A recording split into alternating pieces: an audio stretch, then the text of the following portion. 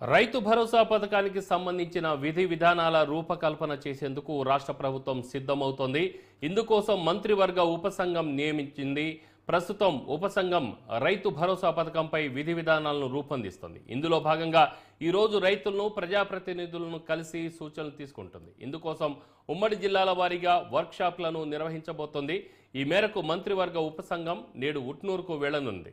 రైతు భరోసా కమిటీ సభ్యులైన deputy CM Bhatti Vikramarka, మంత్రులు శ్రీధర్ బాబు, పొంగులేటి శ్రీనివాసరెడ్డి, తుమ్మల నాగేశ్వరరావు, అలాగే సీతక్క ఉట్నూరులోని కేబీ కాంప్లెక్స్లో రైతు భరోసా పథకంపై వర్క్షాప్ నిర్వహించనున్నారు. అలాగనే రైతు భరోసా పథకం ఒక రైతుగా నా అభిప్రాయం తెలియజేయడానికి వచ్చాను సార్. ముందుగా ఈ రైతు దీనిపై మరింత సమాచారం మా ప్రతినిధి రమేష్ అందిస్తారు. ఆదిలాబాద్ నుంచి రమేష్. Ramarao, good morning. రైతు భరోసా పథకాన్ని పకడ్బందీగా అమలు చేయాలని చెప్పని ఒక సదుద్దేశంతో రాష్ట్ర ప్రభుత్వము ఒక నిర్ణయాన్ని తీసుకోవడం జరిగింది. ఈ లోపలనే రైతులతో మాట్లాడి మరి రైతు బంధు రైతు భరోసా పథకాన్ని ఏ విధంగా అమలు చేయాలి, మరి ఎవరికి ఇవ్వాలి అని చెప్పి తెలుసుకుందామని చెప్పి ఈ యొక్క రాష్ట్ర వ్యాప్తంగా కూడా ప్రతి జిల్లా లోపల కూడా వర్క్ షాపులను నిర్వహించడం జరుగుతుంది.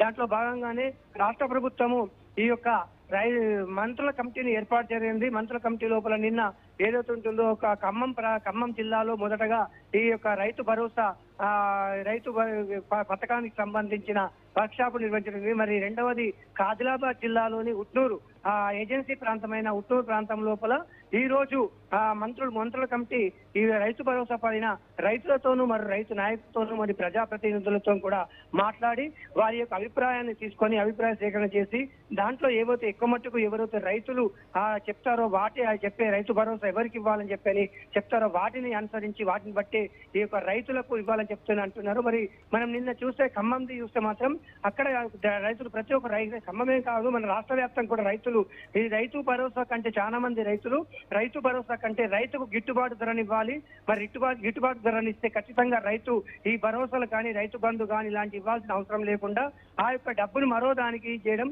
మరి దాంతో పాటు గత ప్రభుత్వాలు ఏవైతే ఇచ్చినాయో సబ్సిడీలను కొనసాగించాలి. మరి అదేవిధంగా ఫ్లింకర్ సిస్టమ్స్ ఏవైతున్నాయి, ఫ్లింకర్ సిస్టమ్ అంటే రైతులకు కావాల్సిన వ్యవసాయ పనిముట్లను కూడా సబ్సిడీ దీని కింద ఇచ్చి రైతులను ఆదుకోవాలని చెప్పి కూడా మరి కొంతమంది రైతులు చెప్తున్నారు. మరి ఈ రైతు భరోసా పైన ఈ రైతులు మరి ఎలాంటి సూచనలు చేస్తారని చెప్పి మాత్రం మనం వేచి చూడాల్సి ఉంటుంది. మరి ఈ రోజు 10 గంటలకు ప్రారంభమై 2 గంటల వరకు కూడా ఉట్నూరులోని కేబీ కాంప్లెక్స్ లోపల ఈ యొక్క రైతు భరోసా పైన వర్క్ షాప్ నిర్వహించడం జరుగుతుంది. రామారావు, అంటే రైతు భరోసా పథకం అమలు కోసం రైతుల్ని ఇంప్లీట్ చేస్తున్నారని చెప్పేసి అంటున్నారు, వారి యొక్క సలహాలు తీసుకుంటున్నామని చెప్పేసి అంటున్నారు. అంటే ఇందులో రైతు ఎలాంటి రైతు, అంటే సన్నకారు రైతా లేకుంటే కొంతమంది భూస్వాములు కూడా ఉంటారు, వాళ్ళు కూడా రైతులని అంటారు. అలాంటి పెద్దరికం పాటించే వ్యక్తుల్ని తీసుకొని రైతులుగా తీసుకుంటే వాళ్ళ సలహాల మేరకు వెళ్ళే అవకాశం ఉందా, లేకుంటే మామూలు గ్రామీణ ప్రాంతాల్లో ఉన్న సన్నకారు రైతులు అలాగనే నిజమైన రైతులను కూడా ఇందులో ఇన్వాల్వ్ చేసే అవకాశం ఉందా లేదా? అంటే ఇక్కడ రైతు భరోసా అనేది మాత్రం వాస్తవంగా మనకు ఇక్కడ లోకల్ గా మనము అడిగినప్పుడు రైతు భరోసా అనేది మాత్రం ఖచ్చితంగా మాకు సన్నకారు రైతులకే ఇవ్వాలి. ఎందుకంటే ఎవరైతే నిజంగా రైతు వ్యవసాయం చేసి పంట పండిస్తాడో ఆ పంట పండించే రైతుకు మాత్రమే మనం ఈ రైతు బంధు ఇవ్వాలని చెప్పని మాత్రము ఇక్కడ వాళ్ళు అంటున్నారు. అంతేకాకుండా మరి కొంతమంది నాయకులు కూడా ఏదైతే రైతుల పక్షాన మాట్లాడతారు, వాస్తవం కూడా వాళ్ళకి ఇవ్వాల్సింది ఇలాంటిదే రైతు బంధు రైతు భరోసానే ఇవ్వాలి. కానీ ప్రభుత్వం మాత్రము ఒకటి సీలింగ్ పెట్టాలని చెప్పి మాత్రం అవుతుంది. కొంతమంది ఏమో 5 ఎకరాల వరకు ఇవ్వాలని చెప్పారు, మరి కొంతమంది ఏమో 10 ఎకరాల వరకు కూడా ఇవ్వాలని చెప్పని ఆ యొక్క సీలింగ్ అడుగుతుండ్రు. ఈ రెండింటిని కూడా ఏ విధంగా చేస్తారు? మరి అంతేకాకుండా రైతులకు ఒక రకంగా మరి ప్రతిపక్షాలు మాత్రం ఇక్కడ విమర్శిస్తున్నది ఏంటంటే ఇది రైతు భరోసా అనేది మాత్రము లేట్ చేయడం కోసమే ఇవి చేస్తున్నారు, ఏదో రకంగా మధ్యపెట్టి పైసలు లేవు కాబట్టి దీన్ని చేస్తున్నా అని చెప్పి మాత్రం ప్రతిపక్షాలు అంటున్నాయి. కానీ వాస్తవంగా ఇది ప్రభుత్వం మాత్రం కృతనిశ్చయంగా ఉంది. మేము ఖచ్చితంగా అమలు చేస్తాము. ఈ అమలులోనే రైతుల వద్ద ఏదైతే ఉంటుందో వారి యొక్క అభిప్రాయాలు మేము తీసుకుంటాము. ఈ అభిప్రాయాలు తీసుకొని వాటిని పరిగణలోకి ఎక్కువ మట్టుకు రైతులు ఏదైతే చెప్తారో దాన్ని మాత్రమే మేము అమల్లోకి తీసుకొని ఆ యొక్క 10 ఎకరాలు మాత్రమే 10 ఎకరాల లేదా 5 ఎకరాల వరకు మాత్రమే సీలింగ్ పెట్టి వారికి రైతు బంధు కావచ్చు, రైతు భరోసా కానీ మేము కల్పిస్తామని చెప్పి మాత్రము ప్రభుత్వ అధికారులు మరియు ప్రభుత్వం కూడా చెప్తుంది రామారావు. అంటే ఇప్పుడు రైతులు ఇందులో కౌలు రైతులు కూడా ఉన్నారు.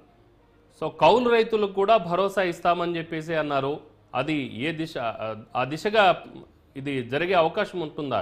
అంటే దీంట్లో ఈ క్వశ్చన్స్ లేవనెత్తే అవకాశం ఉందా? ఇది గతంలో రాజశేఖర్ రెడ్డి ప్రభుత్వం ఉన్నప్పుడు, అంటే కాంగ్రెస్ ప్రభుత్వం, రాజశేఖర్ రెడ్డి అని కాదు కానీ కాంగ్రెస్ ప్రభుత్వం ఉన్నప్పుడు కాంగ్రెస్ ప్రభుత్వం వారే రైతు అంటే ఇటు సెంట్రల్ లోను ఇటు స్టేట్ లోను కౌలు రైతులకు కూడా మనము భరణి అంటే ఏదైతే వారికి కావాల్సిన ఏదైతే చేస్తారో వ్యవసాయం కావాల్సిన ఈ యొక్క వ్యవసాయ పనిముట్లు కావచ్చు లేదా వారికి భరోసాని ఇవ్వాలని చెప్పి ఒక జీవోను తీసుకురావడం జరిగింది. ఆ జీవో అనుసారం ప్రకారం కౌలు రైతులకు కూడా మనము ఇవ్వాలంటారు. కానీ కౌలు రైతులకు ఒకటి ఏంటంటే ఇప్పుడు వచ్చిన కొన్ని కొత్త వ్యవసాయ చట్టాల ప్రకారం మాత్రము కౌలు రైతులకు ఏదైతే వ్యవసాయ భూమి అధికారులు ఏదైతుందో యజమానులు ఉంటారో యజమానులు డిక్లరేషన్ అనేది ఇవ్వాల్సి వస్తుంది.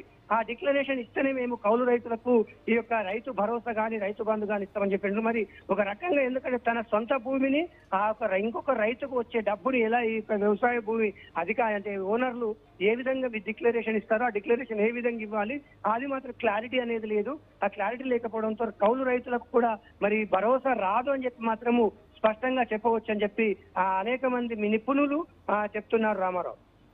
అంటే ఇంకొకటి, ఇప్పుడు రైతులకు రైతు భరోసా కింద నగదు ఇచ్చే అవకాశం ఉంటుందా, లేకుండా పనిముట్లు కూడా ఇచ్చే అవకాశం ఉంటుందా? ఒకవేళ పనిముట్లు ఇస్తామని అంటే ఇందుకు రైతులు ఒప్పుకునే అవకాశం ఉందా? ఎందుకనంటే మనీ అనేది ఫస్ట్ కనబడినప్పుడు వాళ్ళు సంతోషిస్తారు. పనిముట్ల దాని బదులు పనిముట్లు కనుక ఇస్తే మరి వాళ్ళు ఏ విధంగా స్పందిస్తారనేది చూడాలి. సో దీని మీద రైతుల నుంచి ఎలాంటి స్పందన వచ్చే అవకాశం ఉంది? రైతులు దాదాపుగా మీరు అడిగినట్టు వాస్తవం గతం లోపల వ్యవసాయ పనిముట్లు అనేక పనిముట్లు ట్రాక్టర్లు కావచ్చు మరియు దున్నడానికి కావాల్సిన గొర్రెలు కావచ్చు మరి అదే విధంగా నాగళ్ళు కావచ్చు మరి స్ప్లింకర్స్ వాటర్ ఏదైతే నీటిని సరఫరా చేసే స్ప్లింకర్స్ కావచ్చు ఇట్లాంటి అనేకమైన పనిముట్లను వ్యవసాయ పనులను వీటిని పరికరాలను వాళ్ళని ఇచ్చేవారు. వారి సబ్సిడీ కింద ఇటు కేంద్ర రాష్ట్ర ప్రభుత్వాలు కూడా రైతులకు అందజేసేవారు. కానీ ఈ యొక్క తెలంగాణ వచ్చిన తర్వాత తెలంగాణ రాష్ట్ర ప్రభుత్వము అవి ఇచ్చే బదులుగా పైసలు ఇస్తేనే బాగుంటుంది, రైతు కావాల్సినవి అంటే అన్ని కొన్ని బ్లింకర్స్ కానీ అట్లాంటి కొన్ని వ్యవసాయ పనిముట్లు ఉన్నా కానీ అవి పనికి రాకుండా పోతున్నాయి. కానీ వాస్తవం వాళ్ళకు కొన్ని సందర్భాల లోపల ఎరువులు కొనాలంటే కూడా వాళ్ళ దగ్గర డబ్బులు లేకపోవడంతో అనేకమైన ఇబ్బందులు పడుతున్నారని చెప్పి తెలంగాణ రాష్ట్ర ప్రభుత్వం తెలంగాణ వచ్చిన తర్వాత కేసీఆర్ రైతు బంధు కింద పైసలను వారికి ఎకరానికి ఇంత ఇస్తామని చెప్పి డబ్బులు ఇవ్వడం జరిగింది. మరి దాంతో కొంతమంది రైతులు వ్యవసాయ పనిముట్లను కూడా కొనలేకపోయినారు, ఆ డబ్బులు పోయినాయి. మరి అదే కాకుండా ఆ సమయం లోపల 1000 ఎకరాలు 100 ఎకరాలు ఉన్న రైతులకు కూడా డబ్బులు ఇవ్వడం జరిగింది. దానివల్ల నిజమైన రైతుకు డబ్బు అనేది రాకుండా పోయింది. ఎకరము 2 ఎకరాలు ఉన్న రైతులు అనేకమైన ఇబ్బందులు ఎదుర్కొన్నారు. వాటన్నిటిని చూసిన తర్వాత ఇప్పుడు ఈ కాంగ్రెస్ ప్రభుత్వం రేవంత్ రెడ్డి మాత్రం అది కాకుండా చేయకుండా ఇటు వ్యవసాయ పనిముట్లతో పాటు మరి డబ్బులు కూడా అంటే రైతుకు రైతు బంధు కింద కావచ్చు రైతు భరోసా కింద కానీ ఈ డబ్బులు ఇవ్వాలని చెప్పి కూడా అడుగుతున్నారు. మరి ముఖ్యంగా ఇలా ఎక్కువ మట్టుకు ఈ యొక్క ఆదిలాబాద్, ఖమ్మం, మహబూబ్ నగర్ ఏదైతే ఉంటాయో ఈ ప్రాంతాలలో ఈ జిల్లాల లోపల పోడు భూములు ఉంటాయి. పోడు భూములకు మరి ఏ విధంగా మాకు పైసలు ఇస్తారు, మాకు పట్టాలు ఇప్పటి వరకు ఇవ్వలేరు. పోడు భూముల సమస్యను తీర్చిన తర్వాత మాత్రము ఇవ్వాలని చెప్పి కూడా గతంలోనే ఇక్కడ మనకు సీతక్కని మొన్న 3 వారం రోజుల కింద మనం కూడా మన ఛానల్ కూడా పెట్టడం జరిగింది. రైతులు ఆయనను పోడు భూముల పైన మీరు స్పష్టమైన హామీని ఇవ్వండి, ఇచ్చిన తర్వాత ఈ యొక్క రైతు బంధు కానీ రైతు ఈ భరోసా పథకాన్ని అమలు చేయండి అని చెప్పని ఇక్కడ ఈ 3 జిల్లాల రైతులు కూడా అడగడం అనేది జరిగింది. మనం నిన్న కూడా ఖమ్మం లోపల చూస్తే రైతు బంధు వీళ్ళని సబ్ కమిటీని ఏదైతే ఉంటుందో ఈ కమిటీ మంత్రులను ఆదివాసులు అంటే వీళ్ళు కూడా అడగడం పోడు భూముల సమస్య తీర్చిన తర్వాత వీళ్ళని ఇస్తే బాగుంటుంది అని చెప్పి కూడా అక్కడ వాళ్ళు డిమాండ్ చేయడం జరిగింది. మరి ఇక్కడ కూడా ఆదిలాబాద్ లో ఉట్టూరు ఏరియాలో ఏజెన్సీ ఏరియానే కాబట్టి అదంతా కూడా పోడు భూముల సమస్య. గతంలో చూస్తే పోలీసులు ఇది అటవీ అధికారులు రైతులని ఈ యొక్క వీళ్ళని కొట్టడం అనేకమైన కేసులు పెట్టడం కూడా జరిగింది. వాటిని కూడా అడిగేద్దామని చెప్పని కొంతమంది ఆదివాసీ నాయకులు గిరిజన నాయకులు సిద్ధమైనారని చెప్పవచ్చు రామారావు. అంటే ఇప్పుడు కేవలం అంటే దున్నే భూమిని మాత్రమే రైతు భరోసా కిందకి తీసుకురావాలి, బీడు భూములు మాత్రం రావు అని చెప్పేసి అంటున్నారు. గతంలో అయితే బీడు భూములు కానీ అది కొండ భూములు కానీ ఏదున్నా సరే వాటంతటిని రైతు భరోసా కింద తీసుకొచ్చేసి వాళ్లకు మేలు చేసినట్లుంది. అలాగనే 100 ఎకరాలు ఉన్న భూస్వాములు కూడా అది ఇంప్లిమెంట్ అయింది. కానీ ఈసారి మాత్రం మరొక వాదన వస్తుంది, 5 నుంచి 10 ఎకరాల వరకు మాత్రమే పరిమితి చేయాలని కూడా మరి చాలామంది రైతు సంఘాల నాయకుల నుంచి కానీ ఇటు పౌర సంఘాల నుంచి కానీ రైతుల నుంచి కానీ ఆ విధంగా వాదన వస్తుంది. దీన్ని ఏ విధంగా చూసే అవకాశం ఉంది ప్రభుత్వం?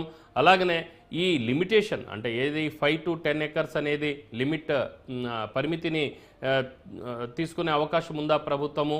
అలాగనే దీంతోపాటు మరి కౌలు రైతులు కూడా కాంగ్రెస్ ఎలక్షన్స్ టైంలో ప్రభుత్వం ఈ కాంగ్రెస్ పార్టీ పెద్దలు కూడా కౌలు రైతులు కూడా మేము భరోసా వచ్చేలాగా ప్రయత్నం చేస్తామని కూడా చెప్పారు. ఈ రెండింటి మీద ఎలాగా ఈ ఉపసంఘం ఎలాగ నిర్ణయం తీసుకునే అవకాశం?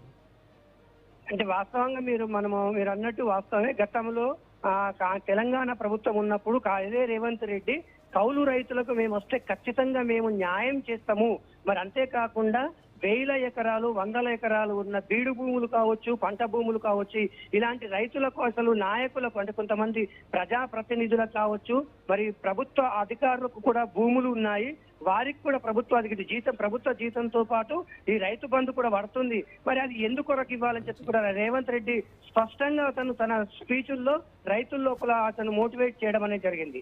మరి అదే ఇప్పుడు వచ్చింది కాంగ్రెస్ పార్టీ అధికారంలోకి వచ్చిన తర్వాత ఆయన ఫస్ట్ స్పీచ్ లో కూడా చెప్పడం జరిగింది, ఇప్పుడు ఇచ్చే రైతు బంధు కావచ్చు, రైతు భరోసా కావచ్చు, ఇవన్నీ కూడా మేము ఒక సీలింగ్ అంటే ఒక పర్టికులర్ ఏరియా వరకు ఇంత వరకు మేము ఇస్తాము, 10 ఎకరాలు ఉన్న వారికి మాత్రమే మేము ఇస్తామని చెప్పారన్నారు. మరి దాని తర్వాత కూడా కొంతమంది మరి రైతు నాయకులు అవినాష్ రెడ్డి అంటే ఏదైతే ఇప్పుడు ప్రస్తుతము ఆ షీడ్ చైర్మన్ ఎవరైతే ఉన్నాడో అతను అవినాష్ రెడ్డి కూడా అతను కూడా చెప్పాడు. అప్పుడు రైతు జాతీయ కమిటీ అధ్యక్షుడు ఉండే అతను క్లియర్ గా ఒకటి కమిటీకి అంటే కేంద్ర ప్రభుత్వానికి రాష్ట్ర ప్రభుత్వానికి ఒక సర్వే ఇచ్చిండు. ఇది ఖచ్చితంగా 10 ఎకరాలు ఉన్న వారికి మాత్రమే ఇవ్వాలి. మరి వాస్తవంగా వ్యవసాయ భూమి ఉండి వ్యవసాయం చేసి పంట పండించే భూములకు మాత్రమే ఇవ్వాలి అని చెప్పడం జరిగింది. మరి ఆ దిశగా కూడా రైతుల కమిటీ మరి రైతుల దగ్గర నుంచి సమాచారం తీసుకొని రైతులు మరి కమిటీ సబ్ కమిటీ ఏమిస్తుందో మనం చూడాల్సి వస్తుంది. Ramarao. Right Ramesh, good analysis, thank you.